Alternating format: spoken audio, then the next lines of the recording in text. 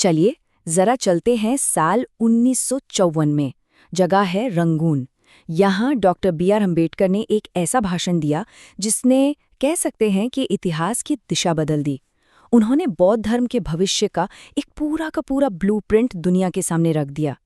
तो आज हम डॉक्टर B.R. अम्बेडकर के उसी ऐतिहासिक भाषण की परतों को खोलने वाले हैं और समझने की कोशिश करेंगे कि उनका नजरिया आखिर था क्या। अब देखिए, डॉक्टर अम्बेडकर ने अपने भाषण की शुरुआत एक बहुत ही बुनियादी लेकिन बहुत गहरे सवाल से की। वो सवाल जो सदियों से इतिहासकारों को भी परेशान करता रहा है और जो उनके पूरे विश्लेषण की एक तरह से नींव बना। सवाल था कि आखिर जिस धर्म का जन्म भारत में हुआ वो अपनी ही धरती से लगभग खत्म सा कैसे हो गया।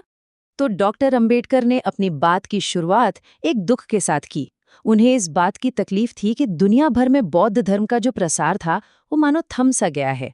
और तो और सोचिए, सीलोन और बर्मा जो उस समय बौद्ध धर्म के बड़े गढ़ माने जाते थे, वहां भी इसकी लौ कह सकते हैं कि धीमी पड़ रही थी। ये उनके लिए सिर्फ कोई आंकड़ा नहीं था, बल्कि एक बहुत गहरी चिंता का विषय था। और यहाँ वो बहुत तीखे थे, बिल्कुल बेझिझक। उन्होंने सीधा सवाल किया कि भाई ये जो धर्म के नाम पे पैसा आ रहा है वो जा कहाँ रहा है।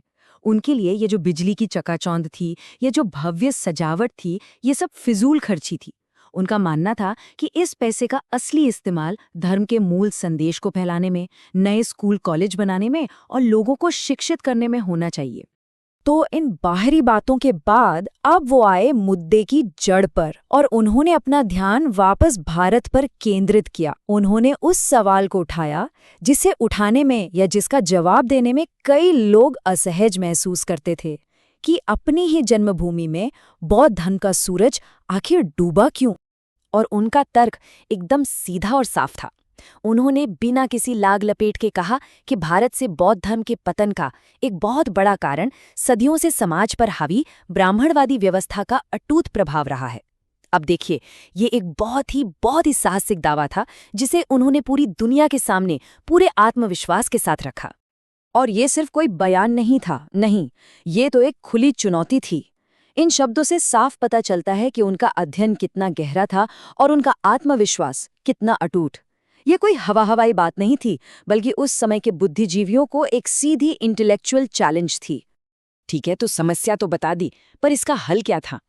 देखिए, डॉक्टर अम्बेडकर के लिए बौद्ध धर्म कोई स्वर्ग या मोक्ष का टिकट नहीं था। नहीं, उनके लिए ये एक प्रैक्टिकल गाइड बुक थी, इसी जिंदगी को यहीं पर बेहतर तरीके से जीने की। उन्होंने बताया कि बौद्ध धर्म का जो असली सार है वो इन 4 बिल्कुल तर्कसंगत रैशनल प्रिंसिपल्स में छिपा है। और उनके मुताबिक यही वो 4 स्तंभ हैं जो अंधविश्वासों से दूर एक शांत और संतुष्ट जीवन की तरफ ले जाते हैं। ये कोई आसमान से उतरी बातें नहीं थीं, ये तो जमीन पर रहकर अच्छी जिंदगी जीने का तरीका था। डॉक्टर आम्बेडकर सिर्फ बातें करने वालों में से नहीं थे, वो एक्शन लेने वाले इंसान थे। तो चलिए अब देखते हैं कि वो अपने इस विजन को जमीन पर उतारने के लिए असल में भारत में कर क्या रहे थे। और ये देखिए, ये उनकी दूरदृष्टि का एक बेहतरीन उदाहरण है। उन्होंने संसद में इतने दमदार तर्क दिए कि बौद्ध धर्म से जुड़े प्रतीकों को आजाद भारत की पहचान का हिस्सा बना दिया।